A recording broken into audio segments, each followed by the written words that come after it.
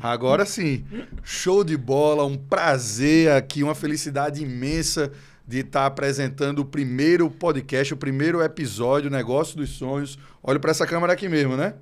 Show de bola.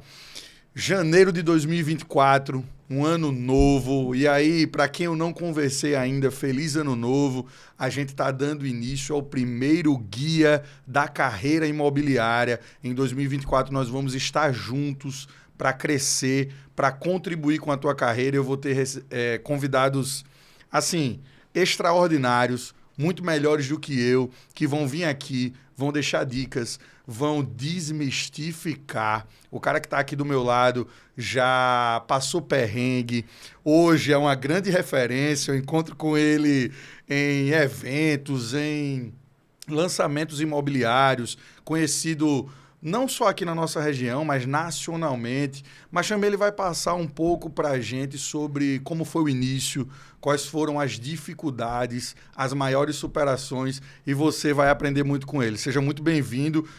Manda aviãozinho para todo mundo, Rafa, manda aviãozinho para todo mundo aí, chama todo mundo, compartilha. Não é o tempo todo que a gente consegue estar absorvendo, ouvindo e vendo, de fato, o que existe por trás do Instagram, por trás do profissional e conhecendo as pessoas, de fato, que têm sucesso. Já fiz as apresentações, é o primeiro, agora aqui já está saindo, é como entrar em campo, né, Rafa? E seja bem-vindo, Rafa, ao episódio 00, lançamento, estreia do Negócio dos Sonhos. E a gente quer saber muito de você, meu irmão. Fala com a turma, se apresenta. Quem é o Rafael Reis? Bem-vindo. Bom, primeiro uma honra enorme estar aqui, falar com você, Pedrão. Modéstia gigantesca da sua parte de falar que vão ter muitas pessoas maiores que você, porque a gente pelo menos eu falo por mim, eu sou um eterno aprendiz seu. Você é um cara que é muito bom de estar perto, porque você tira a gente da zona de conforto. Eu adoro estar com pessoas assim, porque às vezes a gente fica mais acomodado com tudo que está acontecendo. Você é um cara que está sempre cutucando a gente. Eu já te falei isso em outras vezes. Bom, eu sou Rafael Reis, tenho aí mais de 20 anos nessa área de vendas, né? Até me coloco como executivo de vendas. E, por acaso, eu sou formado em Educação Física. Caramba! Então, eu comecei na área da Educação Física e fui para a parte de gestão em academias. E aí, isso acabou me levando para a parte de treinamentos em vendas. E eu sempre acompanhei muito essa questão de planilha, gestão de dados. E isso acarretou para o mercado imobiliário num convite. Então, eu digo isso, né? Muitas vezes a gente está numa área que eu até me identificava com a educação física, mas por alguns motivos acabou me levando para essa área do mercado imobiliário, que foi totalmente a decisão financeira. Então, o financeiro que me fez ir para o mercado imobiliário, acho que isso mudou um pouquinho, mas esse foi o ponto principal. Então, tenho aí mais de 20 anos na área de vendas. Em relação à parte do mercado imobiliário, eu até me considero um calça branca, lá em São Paulo denominado calça branca quem ainda está iniciando. Eu tenho 7 anos de mercado imobiliário, então me considero um aprendiz dessa área. Então, sempre aprendo com todo mundo que está próximo e também agrego no que eu tenho em relação a vendas. Que legal, né? Muito bom. Estou alagoano também há 7 anos. Então, foi Alagoas que me ingressou nesse mercado da corretagem. Você veio direto de São Paulo para Alagoas, foi assim, já veio direto, já chegou no mercado imobiliário? Conta um pouquinho mais para a gente. Foi, na verdade, eu gerenciava uma rede, eram 7 unidades, eu cuidava de 2 unidades lá em São Paulo, e num dos treinamentos de venda, o marido de uma professora acabou vendo o meu trabalho e falou, poxa, você está na área errada, por que você não vai para um mercado imobiliário? Eu falei assim, como assim? Já atuo há mais de 10 anos nesse mercado. Ele, não, a remuneração é assim, assim, assado. Eu falei, eu estou na área errada. E aí, na época, não tinha um papagaio para dar de comer, né? Eu lembro que eu comentei com a minha mãe, vou mudar. Ela falou assim, mas você vai fazer o quê? Eu falei, não, eu vou mudar. Aí pedi as contas do meu trabalho, tanto que até o dono da academia perguntou se eu estava louco, o que tinha acontecido comigo. Pedi as contas e vim-me embora, fiz o processo seletivo, no caso quem me trouxe foi a Record. Que legal. Fiz o processo seletivo, fui aprovado e vim para a Record com a cara e com a coragem. No início foi um início de muito aprendizado, porque eu trabalhava, eu não tinha nada fixo, então trabalhava com comissionamento, né? Até voltando um pouquinho, antes de eu vir aqui para a Record, teve uma pessoa da Prudential do Brasil, que é uma empresa de plano de saúde, seguro, enfim, que eu passei por um processo seletivo que durou 6 meses. Eu tinha um cabelo grande, Pedrão, usava samurai, os caras fizeram eu cortar no processo seletivo. E eu lembro que ele falou para mim, olha, eu tenho mais 3 sócios e os 3 te reprovaram. Eu te aprovo. Porém, eu acho que você deveria trabalhar com comissionamento. Eu falei, então vamos fazer o seguinte, guarda essa vaga que eu vou trabalhar comissionado e depois a gente conversa. Sem saber, ele te empurrou pro mercado, então, Exatamente. também. E até hoje a gente fala, ele aí, quando que você vai voltar? Eu falei, agora tá mais agora complicado. Eu descobri. Então, eu sempre digo, né? São algumas oportunidades que vão passando que a gente tem que se despir aí de qualquer vaidade. Eu lembro que na época que eu decidi mudar, um primo meu falou para mim assim, poxa, você vai sair de gerente, né? Você que manda, é a figura mais importante dentro da academia, o dono não fica lá dentro. E como isso, e o prestígio que você tem? Aí eu lembro que eu falei para ele assim, olha, prestígio eu quero que o gerente dá minha conta no banco. Com o resto, pode me chamar de secretário, assistente, o que for. Eu só quero ser bem remunerado. Como eu sempre digo, né? Quando me perguntam salário, poxa, Rafa, o que você pretende? Ou, enfim, o que você espera? Eu sempre digo isso, né? Eu falo, olha, eu espero receber... eu ganho mais do que preciso e menos do que mereço. Então, eu sempre estou nessa busca aí de... equilibrar essa balança. Show de bola, cara. É uma brincadeira que eu sempre tenho comigo. Muito bom. E acho que já tem chave aqui para a gente ir pegando. O que motivou inicialmente foi a grana, foi necessidade, foi querer crescer mais, foi querer ter um reconhecimento e assim... O reconhecimento, ele não vem somente com o tapinha nas costas e o pódio. Ele vem também com o reconhecimento financeiro. O mercado imobiliário, claro, proporciona muito. Mas uma coisa que pegou comigo e dá muito fit com a minha história é não ter medo de mudar. Estar num canto que é legal, que é bom, mas que talvez não entrega o que está dando fit com o teu futuro, com o que você almeja, tem que ter coragem para a mudança, não é isso? Eu até me considero uma pessoa que eu o tempo inteiro busco me reinventar. Eu sempre acho que o Rafael, que me trouxe até esses 6 meses, ele não vai me levar para os próximos 6. Que massa. Então, eu preciso o tempo inteiro estar me reinventando, estar procurando alguma coisa nova. Eu sou uma pessoa muito inquieta em relação a isso. E eu senti essa necessidade de mudança e, principalmente, no início, foi o reconhecimento financeiro. Legal. Né? Hoje em dia, eu olho a profissão com muito mais paixão e vai muito além do financeiro. Sim. Eu entendo o financeiro como uma consequência. Mas, na época, o financeiro foi o que bateu, que eu falei assim, não, eu vou sair daqui e eu vou acreditar na promessa desse rapaz mercado aqui. Aí. Rafa, é como um relacionamento, né? Iniciar uma nova carreira é como um relacionamento. Não dá pra gente dizer que veio por amor. Eu acho que eu conheço... Hoje está mudando, até na sua fala você colocou. Hoje o mercado está mudando. Mas se a gente tivesse há uns 5 anos atrás, dentro de uma sala de 100 corretores ou profissionais de mercado, e perguntasse quem está aqui como primeira profissão, sua primeira profissão foi o mercado imobiliário. Cara, se 1 ou 2 pessoas levantassem a mão, era muito. Porque inicialmente, se vinha para o mercado imobiliário... Não vou dizer que é porque não deu certo, mas é porque era insatisfeito em outros mercados. E aí a gente conhece engenheiros, professores, pedagogos, advogados que se redescobriram nas oportunidades do mercado imobiliário. E aí sim, como um namoro, se começa flertando, se começa a ter um relacionamento e depois vira um caso de amor, não é isso? O que você acha que era brincadeira começa a ficar sério. Né? O lance é esse. E eu acho que essa sua fala é muito feliz porque o mercado, em relação à corretagem, ele é um mercado mal visto. Ele é um mercado visto como... Na verdade, o vendedor ele é visto como um picareta. Né? Se a gente for ver os filmes, eu sempre brinco com isso. Você pega os filmes de venda, eu só lembro de um que não tem picaretagem, que é o de Porta em Porta, que é um filme bem antigo. Sim. Agora você pega o mais famoso, o Lobo de Wall Street. O cara ganhava dinheiro enganando as pessoas. E todo mundo achava isso bonito. E aí usava droga. Então, a área da venda ela é mal vista. Se você for numa escola... e perguntar o que você quer ser para uma turma infantil, o que você quer ser quando crescer? Você vai escutar médico, professor. Hoje em dia você vai escutar youtuber, Perfeito. Mas vendedor, se alguém levantar a mão e alguma criança levantar e falar que quer ser vendedora, vão mandar internar, vão falar, leva essa criança daqui. Alguma coisa deu errado, deu vão errado, pensar, né? E eu acho que a profissão vem mudando porque algumas pessoas, como você sinalizou, advogado, donos de empresa, elas estão vendo com mais amor a corretagem, então está vindo muita gente qualificada para esse setor. Perfeito. Então isso, querendo ou não, eleva, né? Vai subindo Claro. a régua, a gente vai tirando o amadorismo. E toda vez que a gente tem crise, né? Que o nosso mercado é muito sazonal, ele oscila muito. Eu acho que a crise ela vem e peneira muita gente que não quer, que não serve para aquilo. A crise vem e tira. A crise vem e acaba elevando o nível, né? Subindo o sarrafo. Isso é muito bom porque esse é um dos intuitos, né? E quando a gente se encontra, pessoal, quando eu encontro o Rafa, nas oportunidades que a gente tem e outros profissionais do mercado, a gente discute muito sobre para onde está indo, para onde o mercado está apontando, o que está surgindo de novo e como a gente pode elevar esse negócio.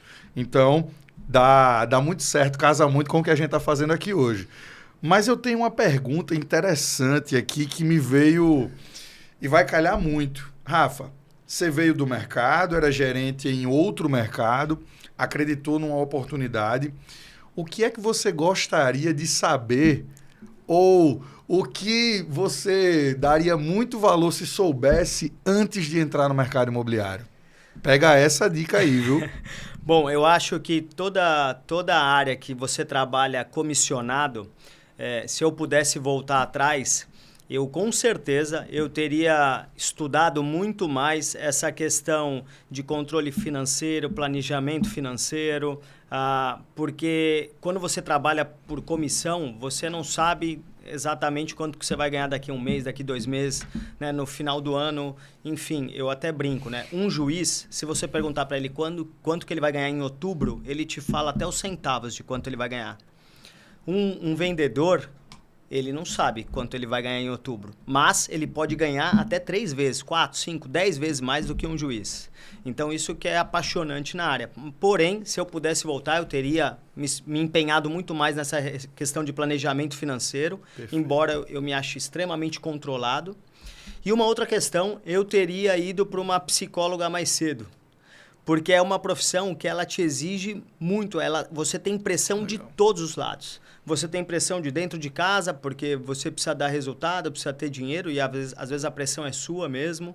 Tem pressão do cliente, tem pressão da construtora, tem pressão da empresa que você trabalha. Então, a parte de vendas, ela te exige muito. Você tem que ter uma carga emocional muito forte, né? Você tem que ser muito forte em relação a isso. E por que eu falo tanto dessa questão psicológica?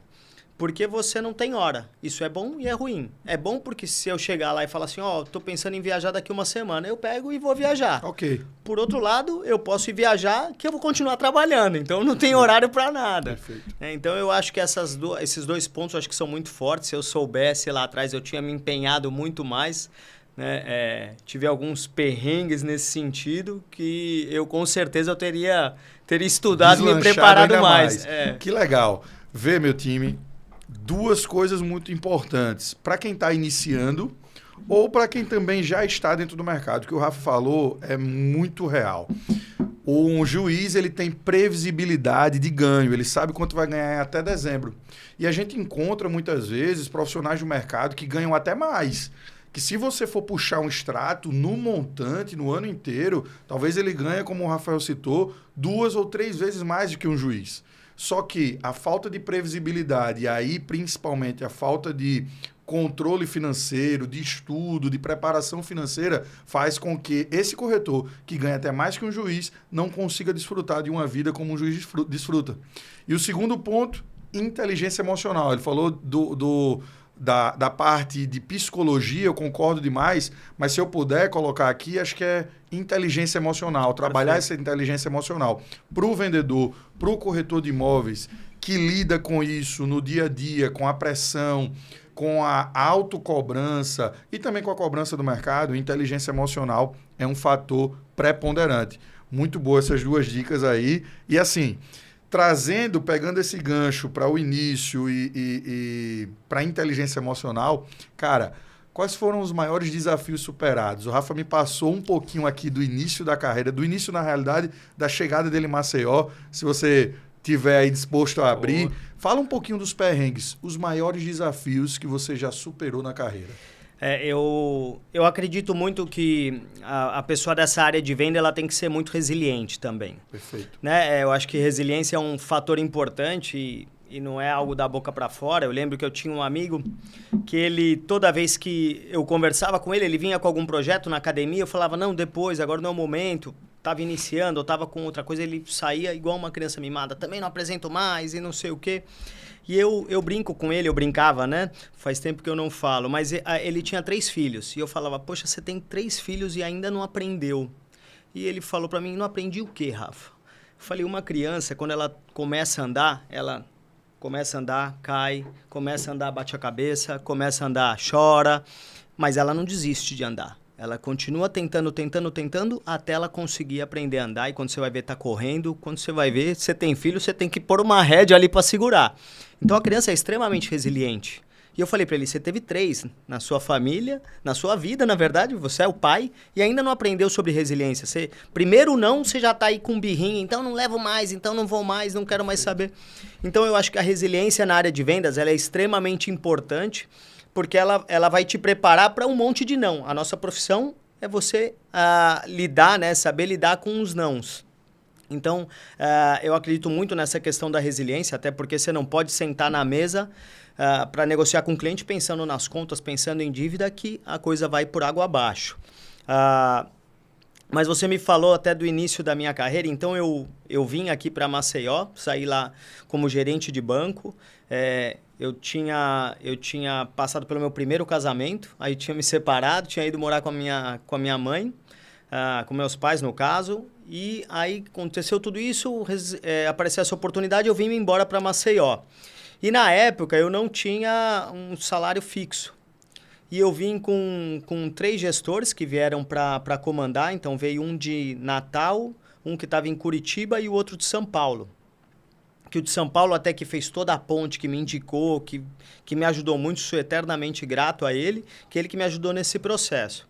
E aí eu vim e fiquei na casa deles, que eles estavam, que até a Record que custeava a moradia deles, e a casa eram 3 dormitórios. E aí, então, cada um estava alojado, tinha uma escrivaninha e para mim não tinha problema, eu dormia embaixo da escrivaninha sem problema algum. E eu brinco que o judeu ele tem o quepá, que é para ele lembrar que tem alguém acima dele. Sim. Eu tinha a escrivaninha. Então, às vezes eu acordava e batia a cabeça e falava, nossa, preciso trabalhar, vou dar resultado. Então, o meu início ele foi bem difícil e quando a gente trabalha comissionado, eu vim de fora. Então, o meu sotaque, eu não perco o meu sotaque, até o pessoal brinca, meu R ainda é muito forte. E quando eu ligava para as pessoas para ofertar, elas achavam que era cobrança de São Paulo, então desligavam na minha cara. Então, embora o povo aqui seja muito acolhedor, na hora de ofertar, eu tinha muita dificuldade. Então, eu passei por muita dificuldade no início. Eu lembro que eu andava na orla, depois do trabalho, eu ia andar na orla 6, 7 da noite e andava muito para ficar bem cansado e dormir cedo e não ter fome, porque eu não tinha, bem dizer, esse dinheiro para jantar. E minha família foi muito importante nesse processo, minha irmã, minha mãe, que elas me ajudaram no que elas podiam em relação com dinheiro mesmo. E elas falavam assim, não, você vai dar certo, a gente tem certeza disso, porque tudo que você se propõe a fazer, você entra de cabeça. E aí, nesse processo, as coisas foram acontecendo para mim. Eu comecei a ganhar relevância para o mercado, eu sempre digo, sou muito grato ao mercado dos corretores, eles me abraçaram aqui. E eu comecei a ganhar relevância e aí um dia, lá na Record, eu já estava sendo muito assediado por outros mercados e eu fui conversar com eles e falei, olha, eu estou recebendo algumas propostas e um dos gestores lá falou para mim, olha, Rafael, agora a gente não pode fazer nada, se aparecer alguma coisa, fique à vontade. Aí eu falei, tá bom. E aí eu lembro que eu comentei com a minha mãe, eu andei pesquisando umas empresas aqui que eu não quero sair de Maceió. E tem uma empresa que eu gostei, que chama V2. E aí vai uma outra dica, né? Que legal. E eu falei para minha mãe assim, e eu vou trabalhar nessa empresa. Ela falou, que bom, meu filho, eles já te contactaram? Eu falei, não, eles ainda não sabem que eu existo, mas eles vão saber. E aí eu lembro que eu mandei uma foto para ela assim, e quando eu for contratado eu vou te mandar uma foto assim, que é o V2. E ela falou, que bom, né? Tomara. E aí passaram 2 meses, o diretor, o Ralph, me liga, e eu, na época, até a Carol Marinho, que é uma corretora, que me indicou, falando para ele que ele precisava de alguém igual eu. E aí ele me liga e a gente negocia, eu lembro que era um final do ano, e a V2 entra em recesso, final de dezembro para janeiro, e eu não sabia. E aí a gente senta, ele me pergunta quais seriam as condições, eu passo para ele, e o cara fica 20 dias sem falar comigo por causa do recesso. Só que eu não sabia, eu falei pra minha mãe, acho que eu pedi um pedaço da lua, ele desistiu de mim. Enfim, aí depois de 20 dias ele me chama de novo, e eu nunca esqueço, ele me chama numa quinta-feira, e ele falou pra mim assim, você pode começar quando? Eu falei assim, por mim eu começaria amanhã, sexta-feira. Porém, me dá sexta-feira pra eu comunicar todo mundo da minha saída, segunda-feira eu tô aqui. E aí assim eu fiz. Né, eu lembro que até quando eu comentei para ir pro dono da Record, não o diretor que estava cuidando do processo, o dono da Record, eu falei, tô saindo, ele falou, não acredito, não chegou até mim. Aí ele, como eu posso reverter? Eu falei assim, agora eu tô apalavrado e eu sou um cara que, se eu dei minha palavra, eu vou cumprir, pelo menos o período de experiência, né? E tô até hoje, o seu Ralph me aguentando. Enfim, então, eu acho que a gente, primeiro, você tem que ter foco, saber para onde você quer ir e trabalhar para isso. Então, eu sabia que eu queria entrar nessa construtora, porque, para mim, é uma das melhores que tem no estado. Então, eu queria estar nela. E assim, eu fui trabalhando para que eu ganhasse visibilidade e meu nome chegasse até esse proprietário, o Ralph, no caso. E, graças a Deus, deu tudo certo. Eu mandei a foto para minha mãe, aconteceu, né? E eu sou muito grato à minha família, porque no meu período de maior dificuldade, eram eles que estavam lá o tempo inteiro, acreditando numa coisa que era um sonho meu. Que legal, né? Que massa, como se diz aqui, né? Que massa. E que bom que o mercado lhe abraçou bem, viu, cara? O mercado soube enxergar um potencial grande. Mas eu peguei aqui, meu time, 2 grandes chaves, né? Primeiro, a resiliência. Ele contou até uma experiência com um amigo, a questão dos filhos, né? Que a criança, ela é resiliente. Eu nunca tinha observado por esse prisma. Mas, realmente, ela não para de desejar, de tentar, de cair, até conseguir andar. E depois que anda, falar e tudo mais. Então, a resiliência dentro do mercado imobiliário, a resiliência dentro da corretagem, sobretudo na venda. E o segundo ponto, foco, né? Acho que é muito legal ouvir isso, porque todas as pessoas de resultado, elas muitas vezes enxergaram alguma coisa que não existia ainda, colocaram em sua visão positiva de futuro, criaram meta para isso e aí não esperaram acontecer. Como o Rafa falou, ele fez acontecer. Então, assim, só existe 2 opções, acontecer ou fazer acontecer, sim ou não? Exato. Perfeito. E pegando aí, resiliência e foco. Qual é um segredo que você usa, ou uma rotina, um hábito? O que é que você usa que diz assim, cara, isso aqui eu faço e me traz muito sucesso? Eu acho que primeiro ponto, eu procuro estar sempre muito disponível. Então, para mim, não tem dia, não tem hora. Eu brinco lá na V2, sábado, domingo, feriado, dia santo. A construtora ficou fechada nesse período, mas eu não fechei. Eu sempre falava isso para os corretores. Não, eu estou à disposição. Então, acho que mas isso é muito da minha área. Agora, o que eu acho que... Comercial é assim, né, Rafa? Também. Não pode parar. Comercial, que diz assim, sábado e domingo eu não trabalho. Ou não, à tarde e recesso eu não atendo telefone. Tá fadado a morrer, né? Tem que ir para outro setor da empresa, sim ou não? Exato, exatamente. Então, eu acredito muito em disciplina. Eu sou extremamente chato com disciplina. Né? Então, eu acordo todo dia às 5 da manhã, faço lá meu café, escuto um podcast, pego um livro que seja ler 15 minutos... Então, porque eu acredito que nesse horário, primeiro, meu celular não vai tocar, ou se tocar vai ser muito menos. 5 da manhã vai ter pouca gente lá para me perguntar algo. Minha cabeça está fresca, então eu não comecei o dia com um monte de informação. Então, eu vou conseguir absorver muito mais coisas se eu for estudar. E outro ponto que eu acredito em acordar cedo é porque quando o dia começar para todo mundo, lá 7, 8 horas, ou sei lá, 6 horas, eu já estou pronto, já tomei café, já estou preparado para qualquer coisa que vai acontecer. Não estou acordando no susto, com o telefone tocando, não. Eu já estou pronto para o meu dia. Então, eu acredito muito em relação a isso. Eu sou adepto a praticar atividade física, independente da modalidade, porque eu acho que a atividade física, além dela fazer uma série de benefícios para o seu corpo, ela vai te ajudar na mente, vai te ajudar numa série de fatores. Então, depende do exercício que você vai fazer. Você está aprendendo coisa nova, está se desafiando. Então, eu sou muito adepto. Então, eu acordo às 5, tomo meu café, né, faço minha rotina. Às 6 horas eu vou estar fazendo minha atividade física. Hoje eu vou para uma academia. De terça e quinta comecei agora a jogar tênis. Cara, eu acompanho lá, viu? Tenho vontade. Qualquer dia eu vou fazer uma aula experimental Pedrão, lá com você. é muito desafiador. Desafio teu cognitivo, parte de coordenação. Então, é muita coisa envolvida no tênis. Sempre gostei do esporte, mas nunca tinha praticado. Então, eu acredito muito nessa questão da atividade física, da rotina e você ter processo na sua vida. Então, minha esposa fala assim, você chega a ser metódico, tão chato. Então, eu chego, dobro minha roupa, eu arrumo a minha cama. Então, arrumar a cama, para mim, é você começar a fazer algumas tarefas no dia, que o seu dia, você já começa vencendo algumas coisas. Então, coisas simples, como arrumar a cama, ir treinar, acordar cedo, ler um livro, ou escutar um podcast. Você fazendo algumas tarefas que você se propõe, o seu dia já começa vencedor. E aí, isso vira uma rotina. Então, eu brinco, sábado e domingo, eu acordo... Eu sempre falo pra minha esposa que ela fica brava às vezes. Você tá me acordando.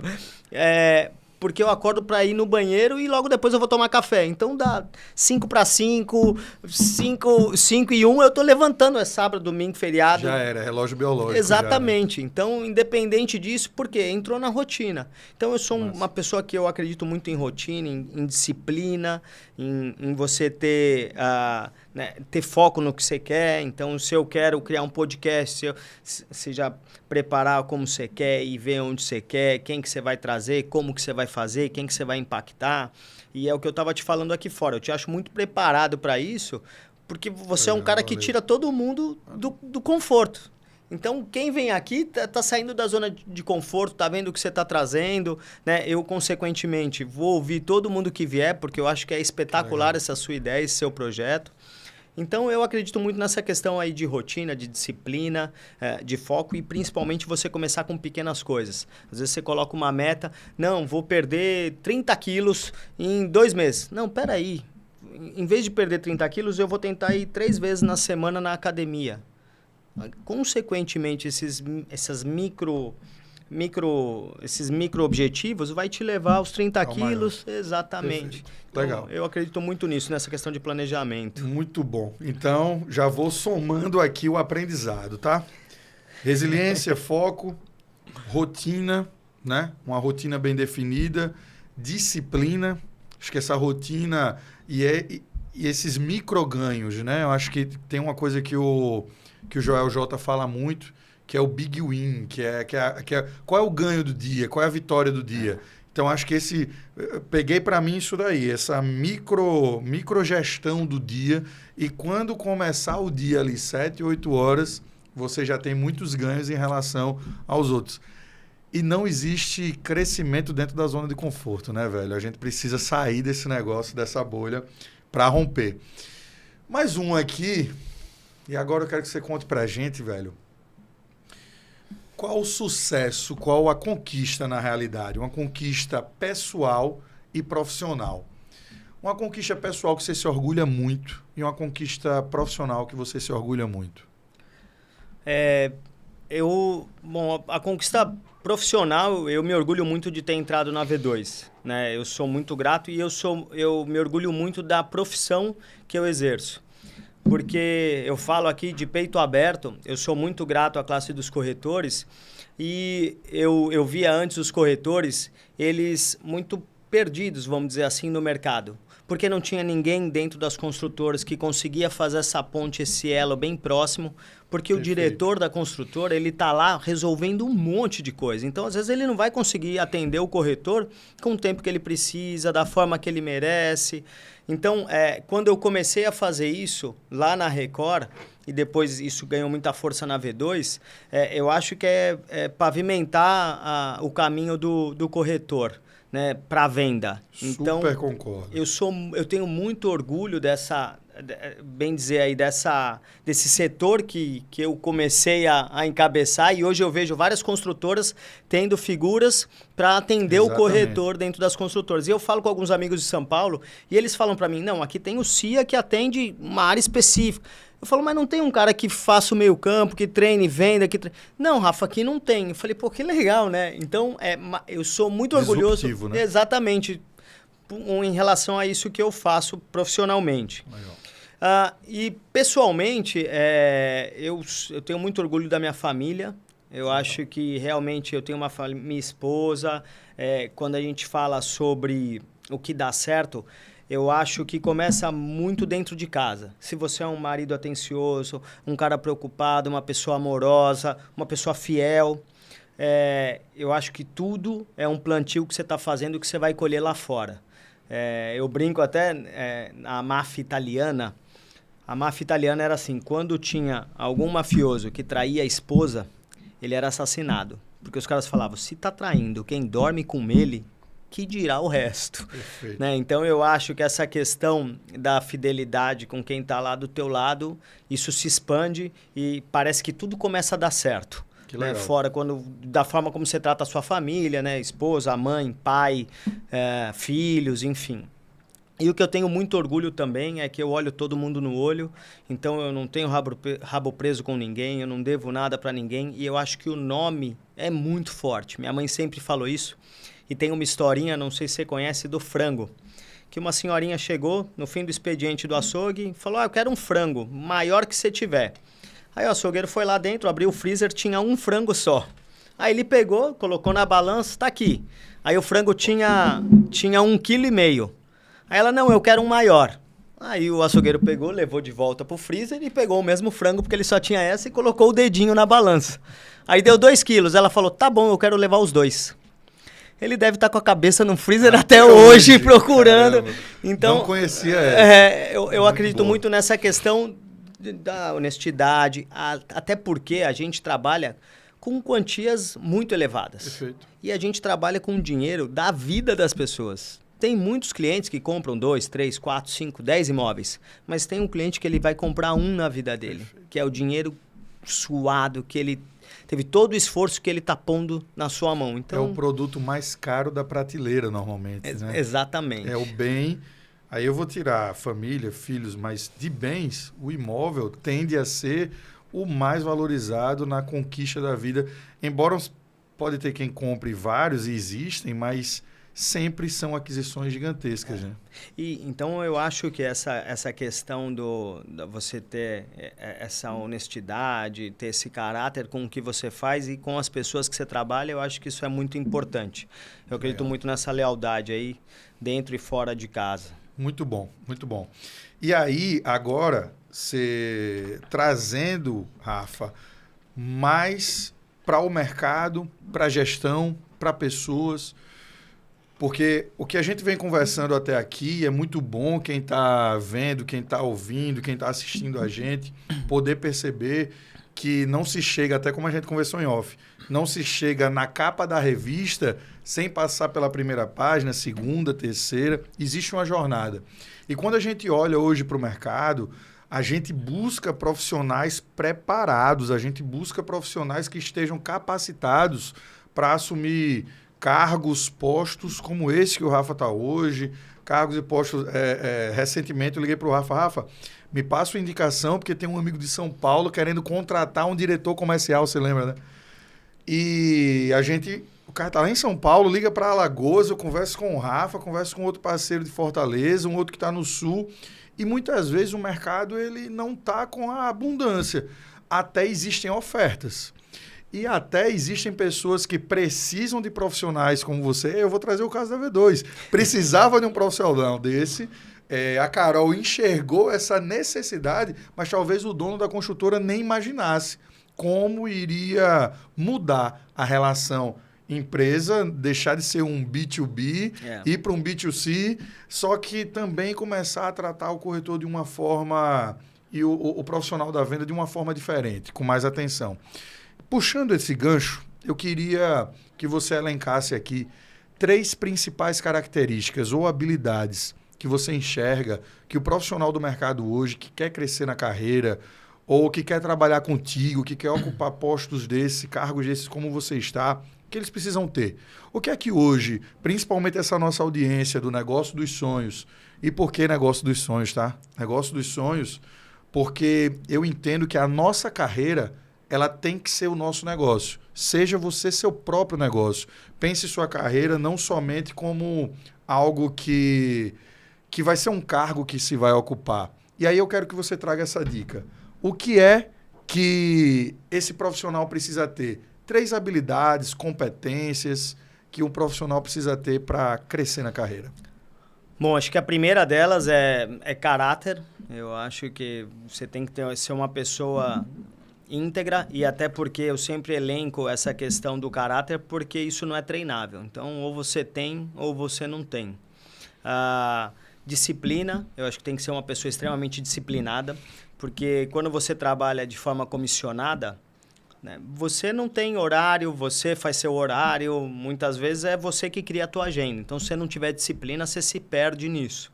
Vai ter dia que você trabalha muito e vai ter 2, 3 que você não vai fazer nada. Então, acredito muito na disciplina e foco, né? Quando eu falo foco, ele entra a questão de estudo, de treinamento, hoje em dia é muito mais fácil. Antigamente, você quisesse ter um conhecimento, você tinha que entrar numa faculdade ou tinha que ler um livro. Hoje em dia você tem podcast, você tem YouTube. Disponível. A informação está na palma da sua mão, né? Então, você tem muita facilidade. Então, eu acho também que essa questão do foco é importantíssima. Então, eu diria essas 3. Acho que é a questão do caráter, a disciplina e foco, para mim, é o que eu levo como mantra, carrega embaixo do braço. Show de bola. Chegou, analisou, você percebeu que a pessoa tem caráter, é disciplinada e tem foco, então quer dizer que ela tem tudo para se desenvolver na carreira. Eu vejo dessa forma, Pedrão. Que legal. Eu acredito muito nisso. Que bom. E o que é que você enxerga aí? Como é que você está olhando o mercado? O papo tá bom, eu estou vendo que a gente está seguindo aqui, a produção já mandou aqui o time, eu achei que a gente estava só no começo, viu? Mas enxergando o mercado, como tá, o que é que você acredita nas mudanças? Como é que você está entrando com o pé direito em 2024? O que é que você enxerga que esse ano reserva para a gente dentro do mercado imobiliário e que os nossos parceiros, corretores, também devem esperar desse ano?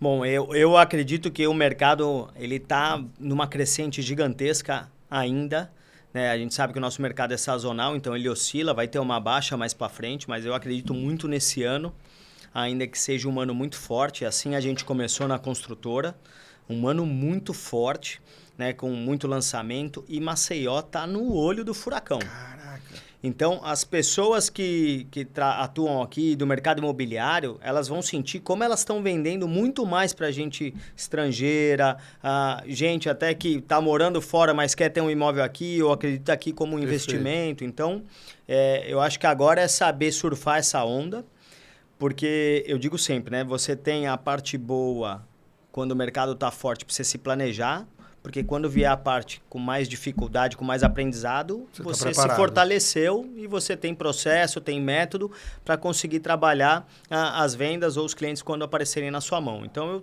eu tô muito otimista. Eu sou uma pessoa sempre muito otimista. E 2024 está mais ainda. Estou mais ainda mais pelo começo que a gente teve aí de ano. Coisa boa também. A gente recebeu alguns parceiros na família, alguns amigos, na realidade, na família, que vieram lá de São Paulo, do interior paulista. E eles estavam falando que para lá o pessoal estava com muito medo com a questão da mina 18, né? Porque isso estourou no Brasil. E segundo o que eles estavam falando, parecia que a gente estava dentro de um buraco. Então, cancelou muito. A gente sabe que o turismo sentiu muito, a atividade hoteleira. Mas, por outro lado, a gente vê também essa capacidade do mercado imobiliário, a capacidade turística, os olhos voltados para Maceió, porque agora saiu essa semana que Maceió é o destino mais procurado pelos brasileiros para se passar o carnaval. Então, assim, é um momento em que a gente vive de extremos olhares, de extremas oportunidades, e o 5º destino no Brasil mais procurado por turistas internacionais. Então, de fato, eu acredito também que agora a gente está na vitrine cada vez mais. E aí, encaminhando aqui, eu queria saber o que é que você faz na gestão comercial, Nós temos muitos gestores ligados aqui com a gente também assistindo. Eu queria que você desse alguma dica de como a sua rotina na gestão comercial pode também ajudar os nossos ouvintes aqui, a nossa audiência, a crescer e mudar de nível. Bom, acho que para quem é gestor, a primeira coisa, ele tem que ser muito ligado a número. Então, o que eu falo de acordar cedo, talvez seja a melhor coisa ele cedinho chegar, analisar os números, ver como é que está a equipe dele. Porque com os números você vai conseguir ser muito mais assertivo. Porque a pessoa de venda, ela tende a ser ansiosa. Então, ela quer ver tudo acontecer muito rápido. E a gente sabe que um processo de venda, ele demora, quando pouco, 6 meses para acontecer. Pode ser que você esteja pegando no final, mas é um processo longo de compra. Então, o gestor que ele tiver um número muito afiado, ele vai conseguir ter um discurso e uma conversa com os seus liderados muito mais próxima. Que é outro ponto que eu sempre digo que às vezes eu acho que a gestão falha nisso. As pessoas, hoje em dia, elas só ouvem, elas não escutam. Ouvir, a gente ouve com os ouvidos. Escutar, a gente escuta com o cérebro. Então, às vezes as pessoas estão falando, está entrando de um lado e saindo do outro. Quantas vezes você não vai no restaurante e fala assim, olha, eu queria uma água com gás. O garçom vem com uma água sem gás. Ele só ouviu, não escutou. Então, eu acho que a gestão ela precisa ter isso. Porque do outro lado lá é um cara que vai te dar resultado, que te trazer número, enfim, mas é um ser humano, que às vezes ele precisa só de um detalhezinho para corrigir, para conseguir deslanchar. Você já liderou muita gente, eu tenho certeza que você deve ter pego pessoas que tinham cargos aí de pouca relevância para a sociedade, vamos dizer assim, que às vezes tinham até vergonha de falar o que faziam, e quando trouxe para a corretagem, conseguiram alcançar coisas absurdas, que é isso que a corretagem faz. Hoje em dia, você está sem dinheiro, passando aperto, no outro dia você está comprando um carro, uma casa, se estruturando muito bem. Então, para isso, eu acho que o gestor ele tem que estar perto, ele tem que entender o porquê que esse cara está brigando, porquê que esse cara está trabalhando, enfim. Tem que saber analisar os dados, os números e a jornada, né? Analisando os números, vai entender que a jornada precisa de correção ou está próximo de acontecer, de virar, né? Isso. E até saber o que o liderado quer. Porque tem aquele filme lá da Alice no País das Maravilhas, né? Para onde você quer ir? Não sei. Então, qualquer lugar serve. Qualquer caminho você não sabe para onde você vai. Enfim. Perfeito, muito bom. Então, fica a dica aí, meu time. Saber analisar os números, entender para onde é que está vindo, para onde a jornada está te levando. Porque quando você analisa os números, entende os dados, percebe os KPIs que vão nortear, você consegue também fazer com que o seu time entenda que a coisa está acontecendo. A gente é imediatista mesmo na venda, né? A gente que é o corretor, que depende de comissão, precisa que as coisas aconteçam rápido, mas também precisa entender que tudo é feito através de uma jornada. O funil de vendas, a jornada de compra do cliente, ela não é uma utopia. De fato, existe um tempo de maturação e as coisas vão acontecendo. Eu não estou conseguindo ver aqui, a turma está aí junto com a gente, mas eu vou me encaminhar aqui e agora a gente vai inverter o papel. Rafa, agora você está no papel do entrevistador. Tem uma pergunta que você gostaria de fazer para mim? Tem, Pedrão, tem. Numa das perguntas que você fez, é uma curiosidade gigantesca de eu saber de você. Caramba. Para você, quais são, perdão? Não, isso não é nada combinado. Agora a gente vai... eu vou pegar isso. Quais são os 3 pontos mais importantes para você, que você entenda aí como ser humano, profissional, enfim, na sua vida? Que legal. Show de bola. Eu vou partir do princípio que para tratar com essa pessoa, ela já vai ter um caráter ok, beleza? Então, o caráter também eu julgo, cara, para mim é nem fundamental, mas nem se discute aqui. Acho que o primeiro ponto, a pessoa ela tem que ser otimista. Cara, como eu gosto de estar do lado de uma pessoa otimista. Você falou que é uma qualidade sua, que você já entra no ano querendo e sabendo que as coisas vão dar certo, e eu valorizo demais isso. Acho que, cara, é muito ruim você estar do lado de uma pessoa que é negativa, que você dá 10 soluções e ele lhe encontra 11 problemas. É muito difícil. Então, eu já parto do princípio que a visão de um cara otimista, de uma pessoa otimista, é o primeiro ponto. A segunda, resiliência. E a resiliência eu misturo um pouco com inteligência emocional, tá?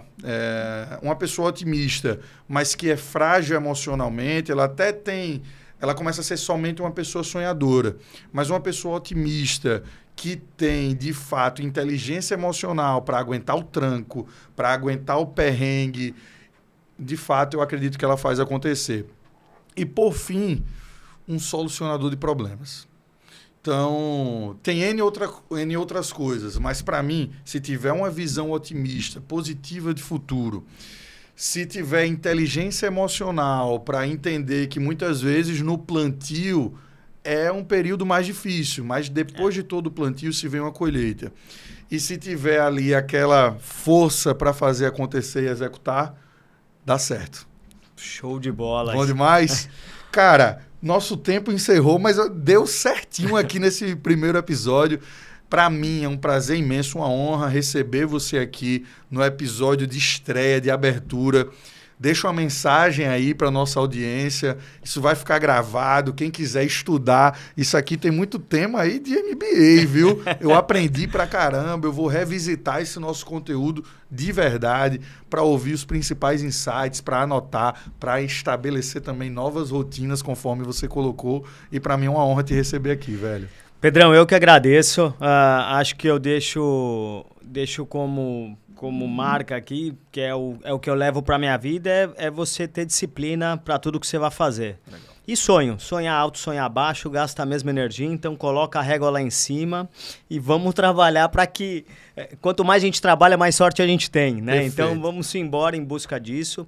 A satisfação é minha, é gigantesca estar aqui. Eu digo sempre para você, é muito bom estar perto de você, que você é um cara que tira a gente da zona de conforto, tá sempre futucando pra gente ser melhor e é muito bom. Se eu pudesse, eu te encontrava todo dia, almoçar com você todo dia, porque você é um cara que deixa a gente inquieto. E parabéns pela iniciativa, parabéns pelo programa, tá muito bacana, já te elogiei no início e agora eu reforço ainda mais no final do programa que tem tudo para dar certo e, na verdade, já tá dando. Já entrou aí com o pé direito, os dois pés na porta. Show de bola.